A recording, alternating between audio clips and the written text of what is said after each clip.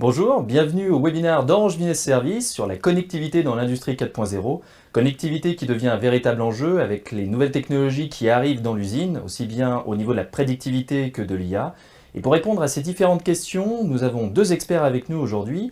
Agnès, bonjour. Bonjour Charles. Agnès Wolf, vous êtes responsable des offres PMR sur LTE pour Orange Business Services et vous êtes aussi passionnée de cuisine. C'est vrai. Ce qui va nous être très utile dans 30 minutes juste après ce webinaire. Avec nous également Terence Lamblot. Terence, bonjour. Bonjour Charles. Vous êtes manager industrie pour Orange Consulting, qui est la branche conseil d'Orange Business Services. C'est bien ça. Et vous êtes également passionné de transmettre votre savoir et vous intervenez dans des écoles d'ingénieurs et d'assurance sur des formations de digital. C'est bien ça, depuis une dizaine d'années. Eh bien, sur les 15 prochaines minutes, nous allons intervenir sur la connectivité dans l'industrie 4.0. Et Terence, une première question toute simple. Pour vous aujourd'hui, quand vous vous déplacez chez les clients, qu'est-ce que vous voyez dans une usine? Parce qu'on a souvent des idées qui peuvent être très caricaturales, jusqu'au temps moderne de Chaplin à une usine avec que des robots. En fait, il faut voir l'usine comme donc en effet une mini-entreprise avec beaucoup de métiers qui vont se mêler, de la R&D, de la production, du SAV, des postes de surveillance, de la coexistence entre à la fois des opérateurs donc humains et des machines, donc pas réellement le mythe de l'usine toute automatisée. Oui. Et puis également beaucoup de contraintes environnementales qui peuvent être très diversifiées. Et puis aussi, ce que l'on peut dire, c'est des localisations très variées. Donc vous pouvez retrouver, alors souvent c'est quand même loin du milieu urbain, mais ça peut être vraiment, on peut trouver des usines très dispersées. Alors du coup, Agnès, aujourd'hui pour une usine, en quoi une bonne connectivité c'est important pour elle? Alors une bonne connectivité, ça apporte beaucoup de choses. D'abord toutes les opérations à distance avec le sans-fil, le guidage à distance par des experts, ce genre de choses. Et puis sur des usines qui sont très étendues, où la production et les assets se déplacent énormément, la connectivité cellulaire apporte tout un tas de poches de ROI et de digitalisation des process très intéressants, en exploitant en temps réel la data qui est générée par ces assets sur le site. Alors, par exemple, je fais justement un parallèle par rapport à une entreprise normale où on n'a pas besoin de faire les 10 étages pour aller envoyer un message à quelqu'un, on envoie un mail parce que j'ai le réseau internet de l'entreprise. Dans une usine, c'est un peu pareil, il faut aussi gagner du temps à ce niveau-là. Il faut aussi gagner du temps à ce niveau-là, et puis surtout, il y a énormément de choses qui se déplacent. Quand une production arrive à un point et qu'elle finit 10 km plus loin après avoir fait un chemin qui n'est pas nécessairement rationnel, la connectivité permet d'exploiter, d'abord de guider ce chemin, et puis d'exploiter les données générées à chaque étape pour peut-être le rationaliser, le rendre plus court ou plus efficace. Alors on le voit effectivement avec vous Agnès, la connectivité ça va toucher tous les métiers. Terence, est-ce qu'aujourd'hui il existe une connectivité unique qui répond à tous leurs besoins? Alors dans nos rêves, oui, mais en fait non, on ne trouve pas vraiment de connectivité universelle. Et c'est pour ça en fait on doit qualifier vraiment chaque usage pour comprendre quels sont les besoins, puisque chaque connectivité va apporter des performances, soit en termes de latence, soit en termes de basse consommation énergétique, soit en termes de bande passante. Donc il faut vraiment qualifier au cas par cas. Et donc si je peux donner quelques exemples de types de connectivité, donc ça peut être du Bluetooth Low Energy, par exemple pour de l'indoor tracking. Ça peut être également un LPWAN, donc type LoRa ou du NB-IoT pour par exemple des capteurs qui seraient enfuis, très dispersés dans des contraintes environnementales plus fortes et puis sans batterie, sans énergie électrique, pardon. Donc on a vraiment tout un panel de technologies et donc il faut qualifier l'usage pour trouver la bonne connectivité. Alors effectivement, il y a une très grande liste de technologies pour la connectivité aujourd'hui. Vous pouvez les retrouver dans le document qui a été téléchargé avec ce webinaire, en plus d'autres informations. Effectivement, il y a beaucoup de choses qui vont être dites là aujourd'hui. Vous pouvez les retrouver dans ce document si vous voulez pouvoir les partager ou simplement les relire après le webinaire. Du coup, Agnès, l'ensemble de ces connectivités, ça fait quand même, il y a un réseau Wi-Fi, un réseau avec du LAN. Est-ce qu'on peut essayer d'unifier tout ça ou est-ce qu'on en est encore à fonctionner en silo? Alors non, bien sûr, les évolutions technologiques et notamment dans le domaine de la LTE, de la 4G et bientôt de la 5G permettent d'avoir des ambitions assez fortes sur la rationalisation. Avec LTE, on peut commencer de manière assez humble en capitalisant sur le réseau de l'opérateur qui est souvent autour de l'usine, voire en partie à l'intérieur. Et en ajoutant la couverture jusqu'aux endroits les plus reculés, on peut exploiter LTE et donc bénéficier des faibles latences et des hauts débits mobiles dont parlait Terence pour faire des choses tout à fait intéressantes. Ce réseau LTE aujourd'hui, On peut soit partir assez humblement sur le réseau de l'opérateur et on peut déjà faire beaucoup de choses, mais on peut aller jusqu'à le privatiser complètement. L'ARCEP donne aux clients accès à des fréquences pour faire leur propre réseau privé LTE. Ouais. Donc, qui sont indépendants des réseaux mobiles opérateurs. Mais on peut aussi être encore plus ambitieux et aller chercher du côté de l'hybride, de l'hybridation entre le réseau opérateur public et le réseau privé pour aller beaucoup plus loin. Alors du coup, effectivement, je ne suis pas du coup enchaîné, si j'ai un contrat avec un opérateur public, je ne suis pas enchaîné à lui pour pouvoir faire mon réseau privé. Le réseau privé est indépendant, en effet indépendant des réseaux de l'opérateur. Et alors, par rapport à ces réseaux privés, publics, hybrides, vers quoi on tend aujourd'hui principalement? Alors c'est une question de besoin, de use case, de contexte, de moyens. Chaque client, chaque cas, chaque usine et même parfois chaque partie de l'usine a des besoins très spécifiques. Et le bon choix, c'est sans doute celui qui apporte un ROI et une amélioration des process et de la production assez rapidement. Alors, on vous a posé un sondage sur Facebook pour savoir qu'est-ce qui ferait que demain on passerait à l'industrie 4.0 en vous donnant 2 réponses. Est-ce que c'était en ayant plus de machines connectées ou plus d'humains connectés? Et vous étiez 60% à nous répondre que c'était avec plus de machines connectées. Et forcément, quand on parle d'augmentation de la connexion, on pense à la 5G qui va être un grand défi demain pour les usines. Terence, est-ce que demain, plutôt, la 5G va être capable de remplacer toutes les connectivités qu'on a aujourd'hui? Alors, on a en effet plusieurs flavors de 5G qui apportent des performances différentes et qui répondent du coup à des besoins différents. Donc toujours la question d'apporter plus de bandes passantes, d'apporter des latences beaucoup plus faibles, de pouvoir connecter davantage d'équipements et de consommer très peu d'énergie. Et donc en effet, toutes ces flavors vont arriver progressivement. Donc là, actuellement, on pilote des tests de 5G qui vont s'effectuer sur 2020. Alors, quel type de test pour être un peu plus curieux quand même? Oui, alors par exemple, donc ça peut être de la connectivité d'AGV, donc le cas assez emblématique, connectivité d'AGV via de la 5G. Plutôt que de alors on peut déjà la faire actuellement via du Wi-Fi, mais ça va permettre par exemple d'optimiser les processus, donc pour refaire aussi le parallèle avec le ROI, optimiser les processus par exemple pour avoir un AGV qui puisse détecter des obstacles sur son chemin et en cas de non-obstacle pouvoir accélérer l'AGV. Donc ça c'est un premier exemple.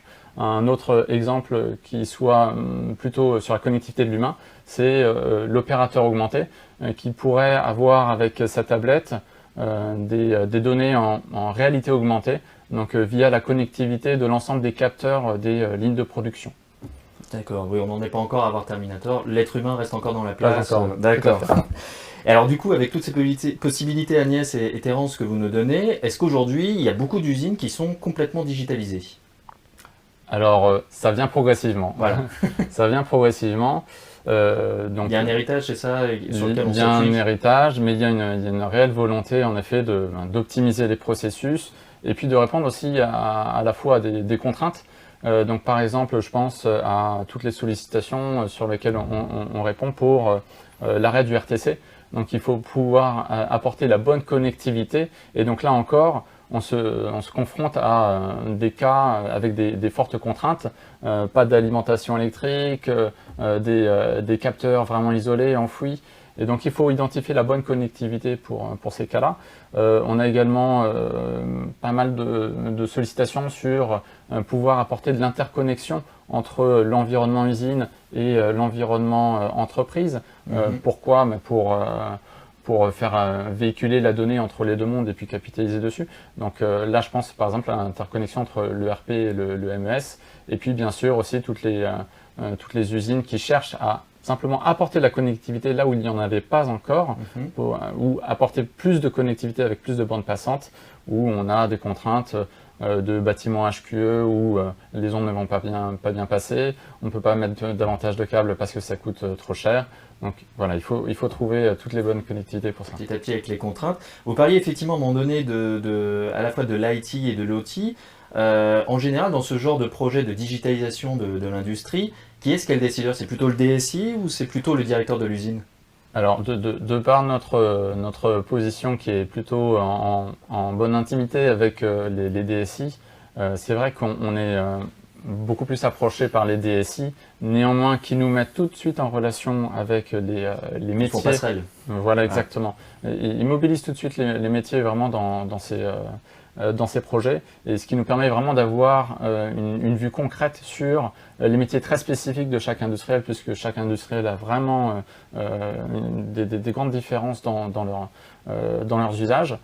Donc on est au final en contact avec les deux. Donc les deux communiquent plutôt bien, il n'y a pas Les forcément deux communiquent plutôt bien, il faut embarquer en effet la DSI plus les directions métiers.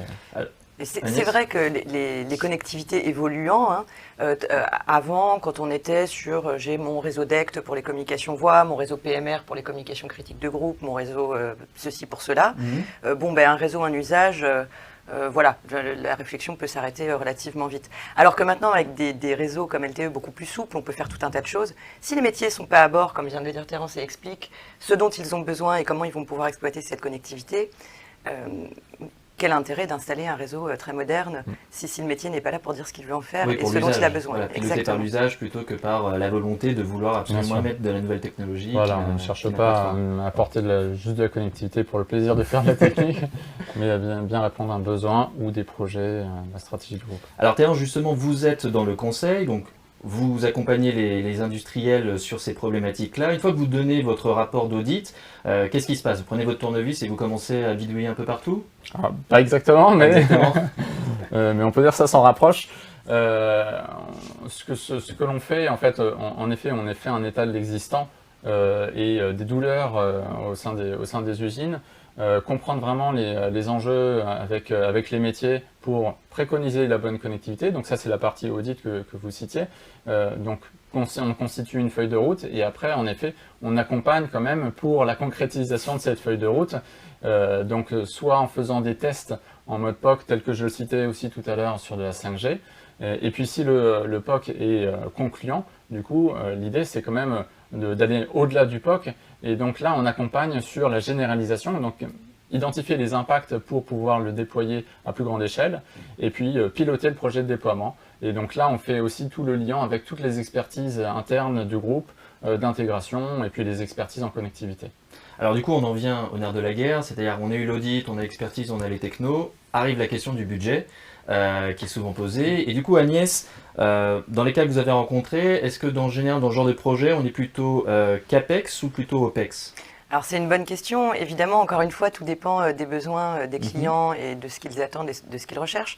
Nous, dans nos portefeuilles, nos affaires de clients en cours, on rencontre les deux cas. C'est-à-dire des clients qui souhaitent maintenir la propriété des éléments du réseau, qui vont plutôt chercher des modèles CAPEX, et là, on sait y répondre avec de l'intégré. Donc là, on est plutôt sur une dominante CAPEX. Alors que d'autres clients en profitent pour OPEXiser un maximum ces projets-là, d'autant qu'avec LTE, pour opérer, maintenir, superviser un réseau LTE, il faut un certain nombre de compétences rares. Et là, les clients en profitent pour capitaliser sur nos compétences et nous demandent d'OPEXiser un maximum les nouveaux réseaux. Vous avez des exemples aussi sur des entreprises qu'aujourd'hui, il y a on sait que le monde industriel est en train de se réveiller en France et d'avoir une belle croissance, mais il y a déjà beaucoup d'usines présentes à travers le monde. Est-ce que justement vous avez des clients qui ont aussi un développement à l'international? Et du coup, dans ce cas-là, c'est plutôt de l'OPEX, du CAPEX. Comment est-ce qu'ils essayent quelle est leur stratégie finalement? Encore une fois, tout dépend des besoins et de la posture de notre client vis-à-vis de son réseau. Donc, à l'international y compris, les deux cas peuvent se présenter. Alors, on parlait de ROI tout à l'heure. Je reprenais la citation d'un directeur des ressources humaines.